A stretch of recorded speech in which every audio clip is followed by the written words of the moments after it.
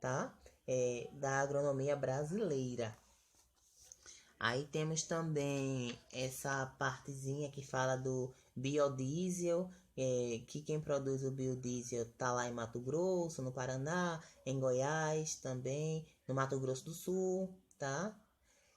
Rio Grande do Sul também. E por último, a pecuária, né? Que no mercado mundial de carne, o Brasil atua na criação de animais para fins comerciais, em que se destacam os bovinos, que é o boi, os suínos, que são os porcos, os bofalinos, que são os búfalos, os caprinos, que são as cabras, os cabritinhos lá, os ovinos, que é as galinhas, tá? Todo esse sistema de aves em si, a muriares, acinanos e as aves em si. Dentro desse assunto também temos o nosso próximo tópico, que é a dificuldade de escoamento da produção. É um dos principais gargalhos do desenvolvimento brasileiro, são os problemas com infraestrutura. No caso, nós não temos aí uma estrutura apta, mesmo que tenha aí, no caso, toda uma extensão em terra, não é bem dividido, tá? A agropecuária apresenta do continente crescimento na produção, enfrenta problemas, tá vendo? Com esses enfrentamentos aí desses problemas, o Brasil ele perde financeiramente. Eu vou continuar lendo aqui, aí fala que deixa eu ver. A agricultura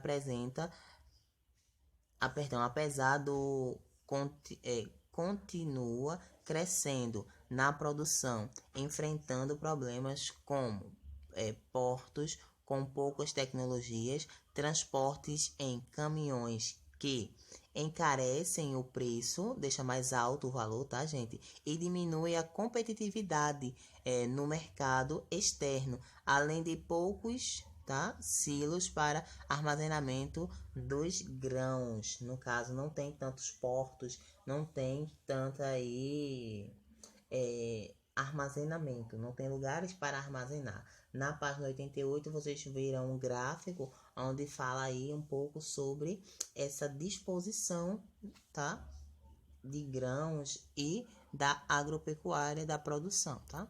Dentro desse assunto também teremos o tópico da estrutura fundiária, êxodo rural e reforma agrária. São 3 temas, tá? A concentração de terra é um dos mais sérios problemas brasileiros. Como eu falei antes, temos muita terra, porém é mal dividida. Podemos identificá-las estudando no caso, a estrutura fundiária, ou seja, o modo como como as propriedades ou estabelecimentos rurais são distribuídos entre a população, tá? Aí tem aí a agricultura de subsistência, que dentro desse assunto entre os latifundiários e os minifundiários, tá?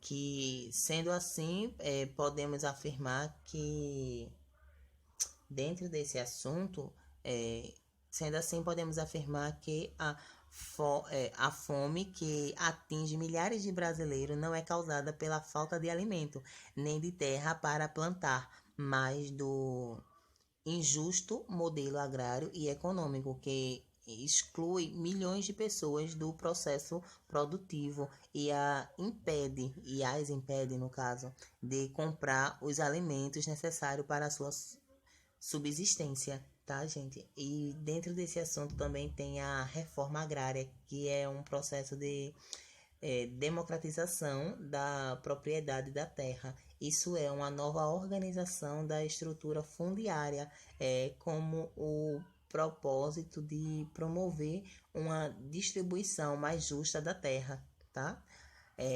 A Constituição, desde 1988, prevê a reforma da agricultura e diz que ela deve ser feita para que a terra cumpra sua função social, ou seja, produzir para alimentar e servir como fonte de emprego para os trabalhadores rurais, tá certo? bora pro próximo tópico. Antes de falar, só voltando um pouquinho, falar mais um pouco da Constituição, dentro que prevê, né? Porém, né? Mas a Constituição prevê a reforma agrária porque ela ainda não foi realizada. É uma pergunta. Aí a resposta, porque o Brasil, como você acompanha nesse capítulo, a terra é um fator gerador de poder e riqueza. Logo, toda proposta para distribuir a terra para as populações mais pobres gera muita polêmica entre aqueles que dirigem a economia do país, aqueles que têm mais dinheiro. Assim, essa elite, né, vamos chamar assim essas pessoas que têm mais dinheiro, fazem de tudo para impedir a reforma agrária e manter seu poder, tá? Na página 89 tem uma tirinha que vocês podem ver o pai e o filho, uma lápide, tá? É um enterro e tem a criança falando: será que até crescer o país conseguirá uma forma diferente de distribuir terras? Aí fica a interrogação, né? Para que nós vejamos tudo isso. E na página 90, vocês têm aí o movimento dos trabalhadores rurais sem terra, tá? Vocês podem estar dando uma lida, é pequeno, não é muito texto, não. Agora sim, nós vamos para o nosso próximo ponto, que é a relação ou as relações de trabalho no campo. No campo, a forma de trabalho que se predomina, no caso, o trabalho cadê? Me perdi, gente, desculpa. É aquele em que o trabalhador é contratado por determinado tempo para realizar certa tarefa, com o plantio, a colheita, a limpeza do terreno, sem nenhum vínculo empregatício e, evidentemente, sem nenhuma garantia de trabalho posterior, tá?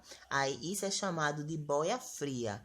Outras características predominantes no campo é a agricultura familiar, praticada por pequenos e médios proprietários que contam fundamentalmente com a mão de obra de sua família. No caso, o avô tem um campo, trabalha o filho, trabalha a nora, trabalha a genra, ou isso vai passando de geração em geração. A gente vê muito exemplo disso em filmes, tá? Que o pai tem a fazenda e vai passar para o filho, e às vezes o filho muitas vezes não quer, tá?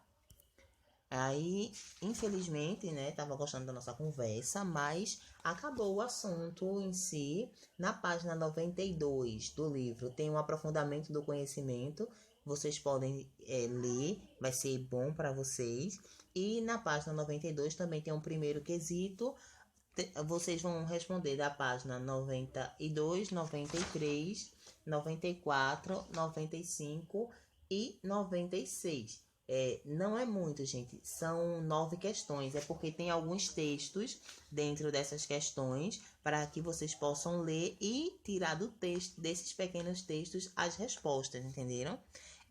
Eu vou ficando por aqui. Espero que vocês tenham gostado do nosso diálogo, da nossa aula, tá? Eu peço desculpa se ao longo do áudio saiu aí alguma voz, é porque aqui onde eu moro é bem movimentado e sempre tem zoada, tá, gente? Mas foquem na minha voz, foquem em mim, mesmo que vocês ainda não estejam me vendo, mas logo, logo nós estaremos tendo aula ao vivo, tá? E a cores. Beijos, abraços a todos e até a correção. Antes de eu finalizar, mandem para mim no privado, não botem no grupo, tá certo, gente? Beijos e tchau.